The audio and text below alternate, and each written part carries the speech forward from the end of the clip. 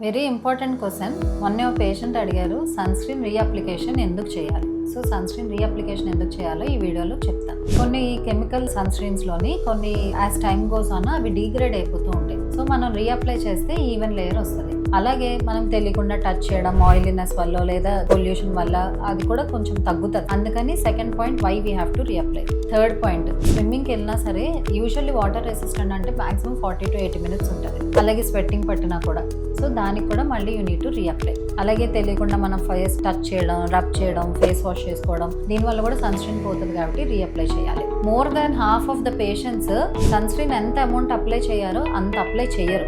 They actually under apply it. So reapply చేయడం వల్ల కొంతవరకు ఇంకా ఎక్స్ట్రా ప్రొటెక్షన్ ఉంటుంది. So basically skipping sunscreen is like buying an umbrella and leaving at home. Sunscreen compulsory వాడాలి. Company sales పెంచడం కోసం కాదు, మీ skin protect చేయడం కోసం.